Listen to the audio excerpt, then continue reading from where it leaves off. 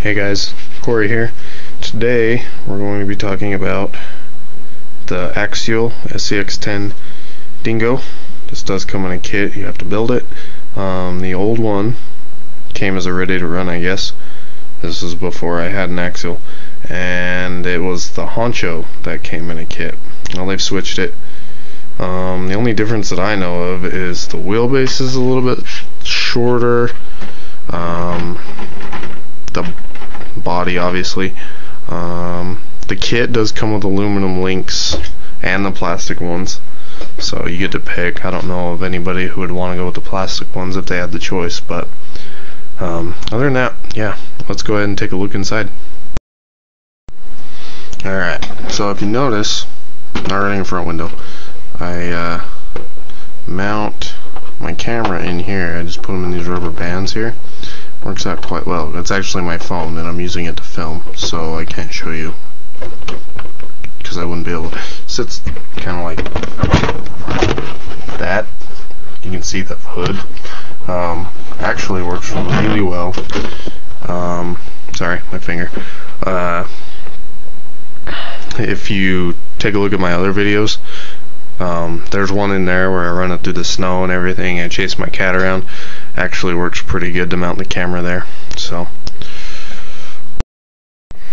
alright, as you can see, I'm running a Venom 3000 mAh 6 cell battery. Probably won't go to LiPo just because then I have to worry about it being waterproof, and these are cheap.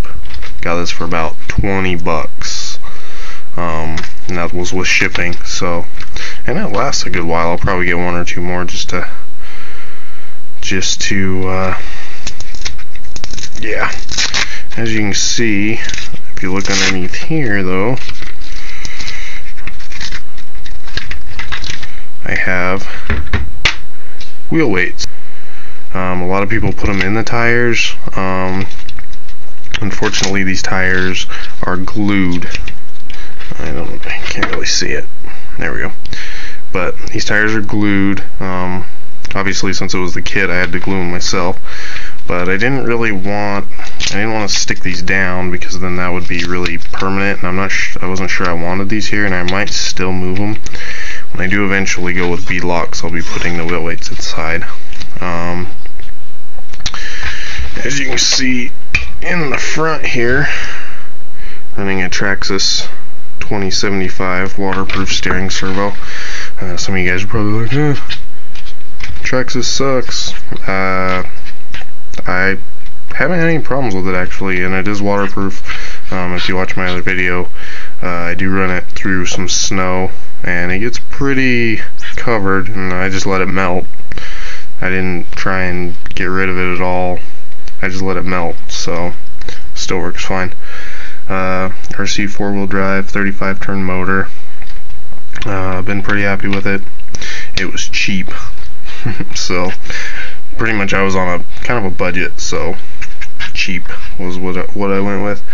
Went with the Traxxas XL5 speed control, waterproof of course. It's doing fine. The only thing that isn't really waterproof, I guess, would be the receiver. It's in the water resistant box there, so I probably still won't submerge the truck in anything, but it seemed to work fine. All the axles, they've been marine greased. The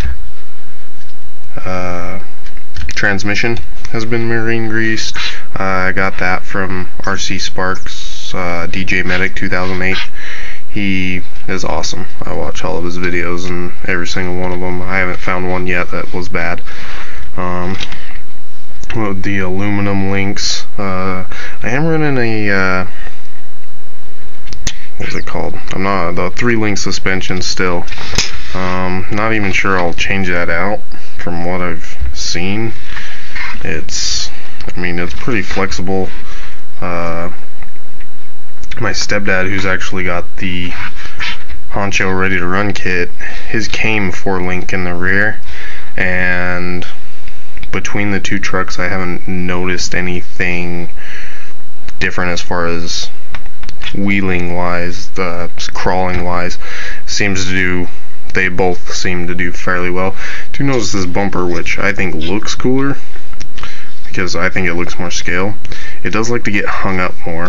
His is if you've seen the honcho body, it's got the aluminum skid plates on the bottom down here, and it seems to slide a bit better. So I'll probably go with a honcho bumper or get something aftermarket that's made out of metal. Oh, there goes the wheel weights.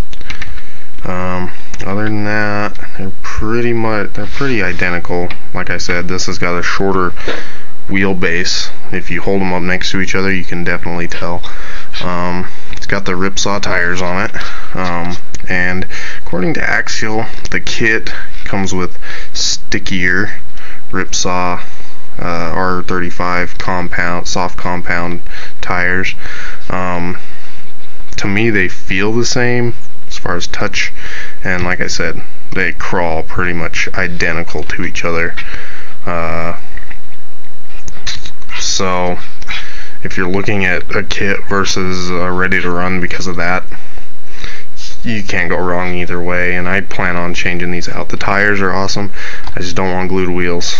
That, I think, was a bad idea on Axial's part. I don't know if they're just trying to keep costs down, but I mean, yeah. So adjustable bumpers. The suspension's pretty adjustable. These screw down and up to adjust the ride height. Overall though, awesome. I would definitely buy another one of these. I might buy another one of these in the future. At the moment of this filming, I know of where there's 2 old honcho kits available, and I don't know if they're like the last ones ever for sale or what, but I might snag them up just because they're the last ones. They've got beadlock wheels. I like the honcho body a bit better. Not that there's anything wrong with the Dingo body. I don't know, I like pickups. These, I can't get the body on. These, it reminds me of an old, like a Land Rover Defender, and in my opinion, Land Rovers are ugly. It's my opinion. Some people might like it, but anyway, so that was my little, well, I guess it was more of a talk about, but in my opinion, awesome truck. I haven't broken anything. Oh yeah, the shocks. Probably one of the first things you would want to upgrade, because they tend to leak really fast. If you guys watch the unboxing on Leprechaun 79's channel, he pulls his honcho out, brand new, and one of the shocks are already leaking. There are fixes for it. I might do a video, so watch for that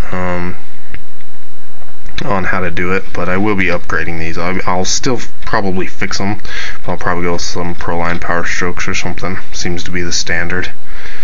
But other than that, and my stepdad's honcho, I think all 4 of his are leaking. We've taken them out a couple times. It's still winter time, so, and it's not the snow that we're worried about, it's just cold. More wheel weights, give the back some weight. But anyway, there it is. Went with a Grabber Blue. Can't remember what brand it was, but Grabber Blue.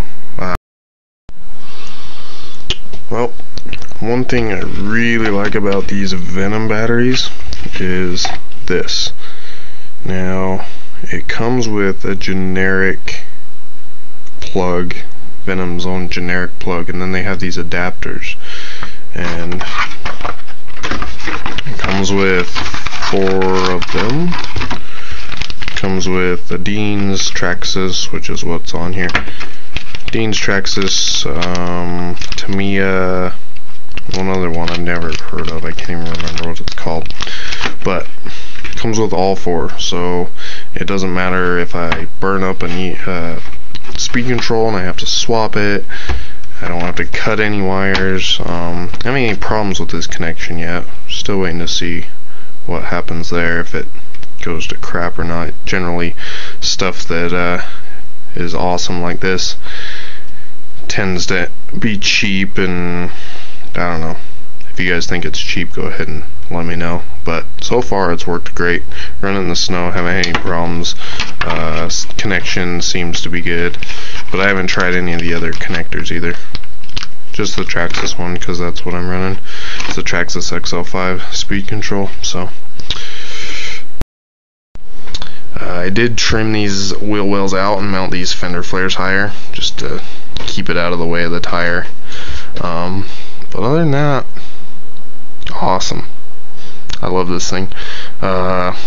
Looking forward to some upgrades. But yeah, make sure you subscribe. Thumbs up, thumbs down in the bottom corner.